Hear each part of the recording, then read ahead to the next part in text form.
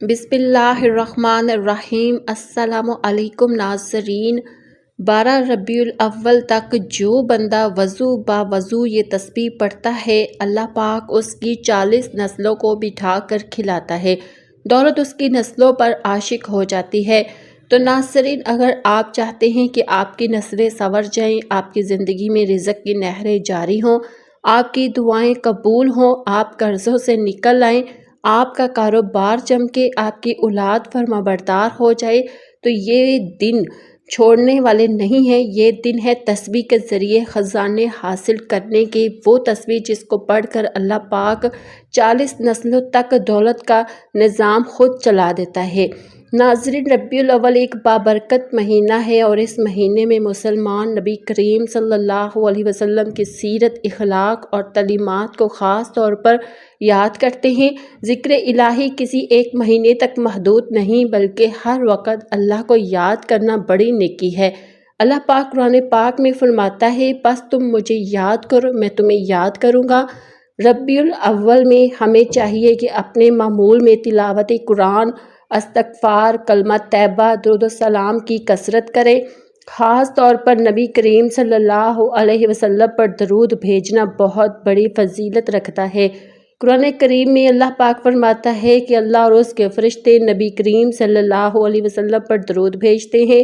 اے ایمان والو، تم بھی آپ صلی اللہ علیہ وسلم پر درود بھیجا کرو۔ اس لیے ربیع الاول کو صرف ایک رسم کے طور پر نہیں، بلکہ اللہ کی یاد، نبی کریم صلی اللہ علیہ وسلم کی محبت اور آپ صلی اللہ علیہ وسلم کی سنتوں پر عمل کرنے کا ذریعہ بنائیں۔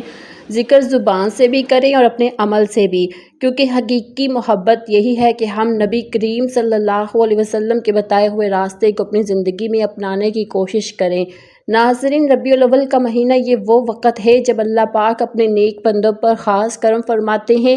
ربیع الاول کے پہلے 12 دن، جس کے بارے میں اولیاء اللہ، صوفیہ کرام اور علماء نے لکھا ہے کہ جو کوئی ان دنوں کو عبادت، تسبیح، ذکر اور دعا کے ساتھ گزارے تو اللہ تعالیٰ ان کے دل کی دنیا بدل دیتا ہے، اور صرف ان کی نہیں بلکہ ان کی نسلوں کی نسل تک رزق اور دولت کے خزانے جاری فرما دیتا ہے۔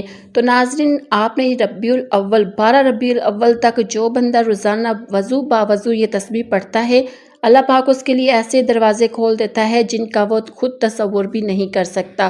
بزرگان دین فرماتے ہیں کہ جب بندہ یکم ربیع الاول سے 12 ربیع الاول تک یہ تسبیح پڑھتا ہے تو وہ تسبیح صرف زمین پر نہیں بلکہ عرش پر بھی سنی جاتی ہے، اور ربیع الاول کے پہلے 12 دن یہ وہ دن ہے جب عرش سے خاص فرشتے زمین کے لیے صادر ہوتے ہیں۔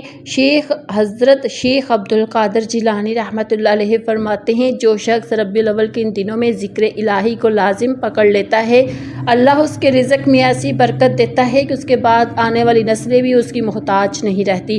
ایک ولی کا قول ہے کہ ہم نے جو کچھ پایا وہ ان دنوں کی برکت سے پایا۔ تو ناظرین، یہ صرف ایک عمل نہیں، یہ ایک تسبیح نہیں، یہ ایک تحفہ ہے، خزانہ ہے جو وہ صرف اپنے چاہنے والوں کو عطا کرتا ہے۔ جو ان دنوں کی غفلت میں گزار دیتے ہیں وہ حقیقت میں اپنے لیے اللہ کے دروازے بند کر لیتے ہیں، لیکن جو اس وقت کو قیمتی بنا لیتے ہیں اس کے لیے دنیا بھی سنور جاتی ہے اور آخرت بھی۔ تو ربیع الاول کی پہلی تاریخ سے لے کر 12 تاریخ تک اگر آپ ہر نماز کے بعد اللہ سے خیر مانگے، وضو کا اہتمام کریں اور دل سے اللہ کا ذکر کریں، یقین جانیں جو بند دروازے ہیں وہ کھلیں گے، جو رکے ہوئے کام ہیں وہ چلیں گے، جو پریشان وہ ختم ہوگی، اور جو قرض، بھوک، فاقے، محتاجی، تنگی سب آپ کی ختم ہو جائے گی۔ حدیث مبارکہ میں آتا ہے کہ حضرت عبداللہ بن عباس رضی اللہ تعالیٰ عنہ سے روایت ہے کہ رسول اللہ صلی اللہ علیہ وسلم نے فرمایا، اللہ تعالیٰ بعض اسما یعنی بعض اللہ کے نام جو ہے ایسے رکھتا ہے، جب بندہ اخلاص سے پکارے تو خزانے اس پر نازل ہو جاتے ہیں۔ تو یہ اسما دراصل اللہ تعالیٰ کی ایسی صفات ہے جن کے ذریعے دعا کی جائے تو رزق، عزت، دولت، ہر چیز میسر آ جاتی ہے۔ حضرت حذیفہ رضی اللہ عنہ فرماتے ہیں، رسول اللہ صلی اللہ علیہ وسلم نے ایک مرتبہ فرمایا، جبرائیل علیہ السلام نے میرے دل میں یہ بات ڈالی کہ کسی کو اس وقت تک موت نہیں آ سکتی جب تک وہ اپنا رزق پورا نہ کر لے۔ اگرچہ کبھی رزق ملنے میں تاخیر ہو سکتی ہے، لہٰذا اللہ سے ڈرتے ہوئے اچھے طریقے سے رزق طلب کرو۔ رزق کی تاخیر تمہیں گناہ پر آمادہ نہ کرے۔ اس لیے اللہ تعالیٰ کے پاس جو رزق ہے اسے صرف عطائیت کے ذریعے ہی حاصل کیا جا سکتا ہے۔ رزق میں برکت کے اسباب دنیا میں ہر انسان کشادہ رزق کے لیے کوشاں رہتا ہے، لیکن بعض اوقات اسے پوری طرح کامیابی نہیں ملتی۔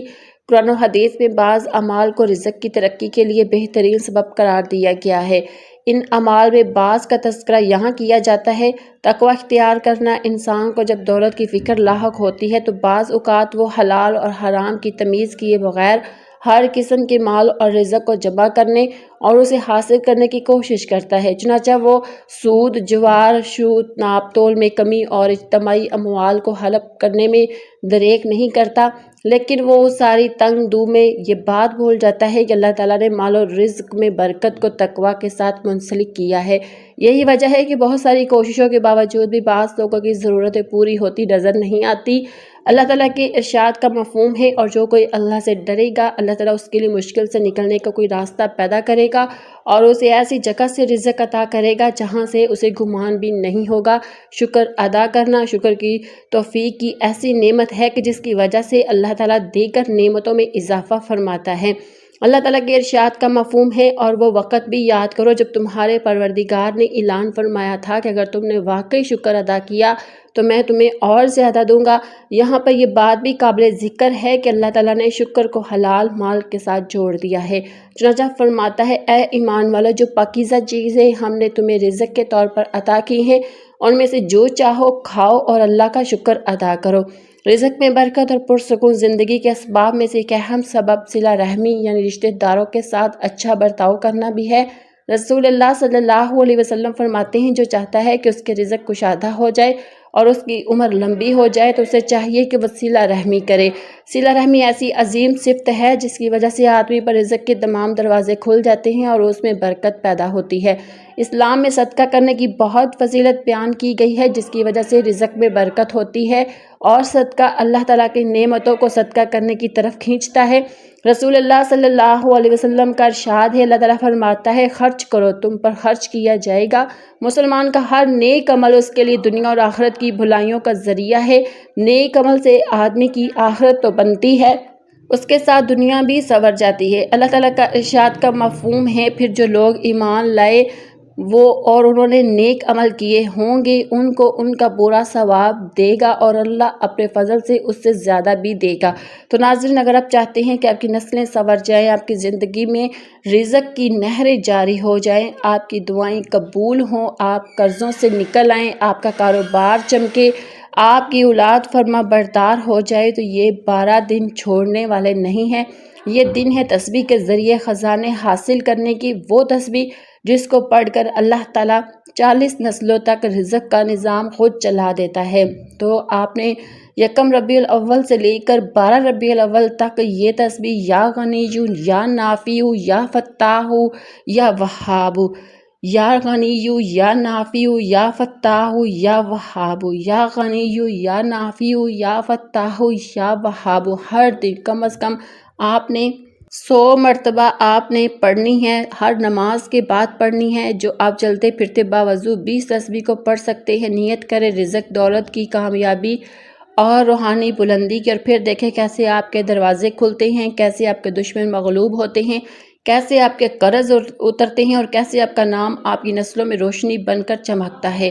اور ایک خوبصورت دعا کو اپنے معمول کا حصہ بنائیں، ربی انی لیما انزلت الی من خیر فقیر، یعنی اے میرے رب، بے شک تو بھلائی بھی تو میری طرف نازل فرمائے، میں اس کا محتاج ہوں۔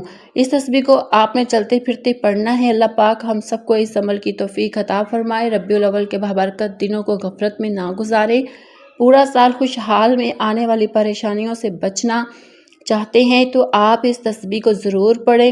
حضور اکرم صلی اللہ علیہ وسلم کا ذکر مبارک ایک اعلیٰ ترین عبادت ہے، بلکہ روح ایمان ہے۔ آپ کی ولادت، آپ کا بچپن، آپ کا شباب، آپ کی بعثت، آپ کی دعوت، آپ کا جہاد، آپ کی عبادت و نماز، آپ کے اخلاق، آپ کی صورت و سیرت، آپ کا زہد و تقوی، آپ کی سورہ جنگ، خفگی، غصہ، رحمت، شفقت، تبسم، مسکراہٹ، آپ کا اٹھنا بیٹھنا، چلنا پھرنا، سونا جاگنا، الغرض آپ کی ایک ایک ادا اور ایک ایک حرکت و سکون امت کے لیے اسوہ حسنہ اور اکثیر ہدایت ہے۔ اور اس کا سیکھنا، سکھانا، اس کا مذاکرہ کرنا اور دعوت دینا امت کا فرض ہے۔ اگر آپ کو ویڈیو اچھی لگی اسے آپ نے لائک کرنا ہے، شیئر کرنا ہے اور چینل کو سبسکرائب ضرور کرنا ہے۔ جزاک اللہ خیرن کثیرہ۔